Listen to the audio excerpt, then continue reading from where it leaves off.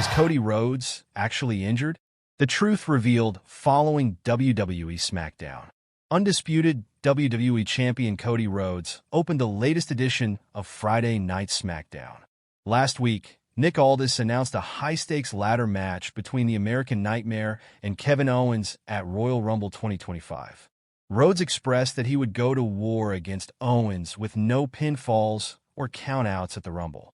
However, he also revealed that he was not medically cleared, leaving fans worried about the American Nightmare's health. The WWE Universe is wondering whether Rhodes is actually injured. Kevin Owens executed a brutal package piledriver on Cody Rhodes at Saturday night's main event last month after he lost the match against the champion, leaving the American Nightmare motionless in the center of the ring. The Stanford-based promotion informed fans after the show that the 39-year-old champion had suffered some severe injuries following the attack. That it seems Cody Rhodes' injury angle is part of the storyline, as no concrete reports have suggested that the WWE Champion is genuinely hurt. The American Nightmare would not been in the ring taking bumps if he was legitimately injured. The star received vicious kicks to the head last week as Owens ambushed him. WWE would not have allowed the champion to take those blows if he was not 100%. The same goes for this week, as the American Nightmare was attacked from behind by Owens after the former's confrontation with Drew McIntyre. Although Rhodes was not allowed to compete on the latest episode of SmackDown, this seems to be all in kayfabe. The star is also doing house shows and defeated Kevin Owens in a steel cage match on December 30th. During a holiday tour, why WWE has not booked Cody Rhodes versus Kevin Owens on Raw Netflix. Next week's Monday Night Raw is set to make history as the weekly flagship show will make a monumental shift on the streaming giant, Netflix. The Stanford-based promotion has been working tirelessly to craft a perfect season premiere episode as multiple big matches have been announced for the show. There have been multiple theories on why Triple H has not booked the Owens vs. Rhodes match on the card on Netflix. Many fans expected Kevin Owens vs. Cody Rhodes to be booked for January 6th. The Stanford-based promotion likely kept a match to advertise the much-anticipated Royal Rumble 2025, which is less than a month away.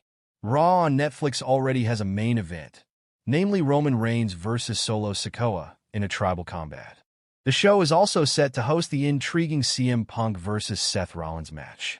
With such high-caliber matches already on the card, it made little sense to have the Rhodes KO bout on the same night. 5 reasons why Seth Rollins is currently more believable as a face than Cody Rhodes. Cody Rhodes and Seth Rollins have been at odds since the American Nightmare returned to WWE in 2022. The stars have had 3 matches, all of which Rhodes won. Rollins eventually turned face and even teamed with his one-time foe at WrestleMania 40 last year. That event also set both performers on different paths for the rest of 2024. Rhodes became WWE's top star and undisputed champion. The Architect lost twice at the Showcase of the Immortals. They have had varying levels of success since parting ways. But Seth Rollins is currently more believable as a face for the next 5 reasons that WWE and Vince McMahon became mainstream institutions when Hulk Hogan emerged as an all-American hero. He always won, defended America, and was the company's biggest star for a decade.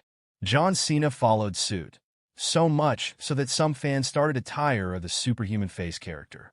Rhodes fits that mold in WWE's current landscape and roster. Roman Reigns' comments about being a politician also speak to that persona as someone always trying to please the masses. Seth Rollins doesn't follow that playbook or try to be a superhero out of a comic book. Seth Rollins has a more exciting moveset. A strange fact about wrestling and who portrays heroes and villains is the set of moves each star uses. Monster heels are often bigger and more physically dominant, so they use tosses, throws, and strikes that are more effective due to their size. Faces can adopt many personas, but high flyers are usually best suited for heroic characters. Rollins is one of the best at blending high-risk moves with strikes and other holds. Rhodes does the same to a degree, but is more comfortable on the mat. The Architect has a frog splash, a phoenix splash, and other moves off the top rope. He's more exciting because many wrestlers don't overuse those moves. The WWE Universe has witnessed Seth Rollins' career ups and downs. He's been part of a group, his own man as a face, and a disillusioned self-professed savior. Through all of those changes, he's grown emotionally and psychologically. His actions and reactions, especially lately, are reasonable and understandable due to his complicated history with Rhodes and Roman Reigns. Since his WWE return, fans have only seen the smiling, handshaking Rhodes. He's essentially the same person, but ramps it up when pushed. Despite that, Rollins has baggage. It's why he always says he's a visionary, a revolutionary, and an architect. People can change and grow. One huge talking point in Seth Rollins' current feud with CM Punk is how Punk left WWE a decade ago. He criticized the company after he walked out because he had issues with how things were handled. Punk is entitled to his opinion, but he can't be angry when someone expresses theirs. Rollins did that every time Punk or another wrestler trashed his home. He vehemently defended the company and still does to this day. That he even blasted Will Ospreay a few years ago and does the same when AEW stars take shots at WWE each week.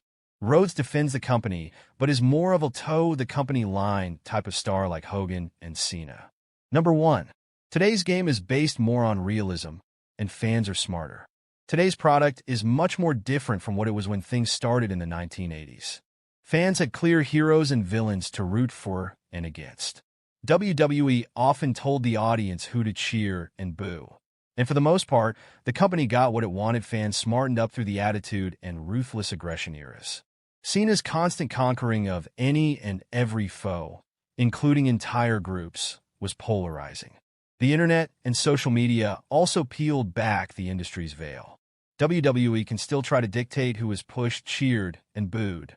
Today's fans, however, can choose to follow the narrative WWE wants or cheer for the heels. Some stars like Kevin Owens, Punk, and MJF are so great at their jobs that it's hard to root against them. Seth Rollins considers others' opinions, unlike Cody Rhodes, who did with Owens. The Visionary supported Sami Zayn and the Usos, but declined a War Games spot due to his history with Reigns. Rhodes quickly cozied up to the head of the table despite fighting him for the last 2 years. WWE legend comments on potentially clotheslining Cody Rhodes. Cody Rhodes has solidified himself as one of the biggest draws for WWE. The American Nightmare has had an incredibly successful 2024. There's no denying his fans are looking forward to how Cody will write his story in the new year. During a recent edition of Live Q&A on Backstage Pass, JBL was asked if he would be coming back to deliver his iconic clothesline finisher to Cody Rhodes. The former WWE Champion joked he'd be happy to hit Rhodes with his finisher. Absolutely. Are you kidding me? That's the freaking holy grail. That's the guy you want to clothesline. That's TH.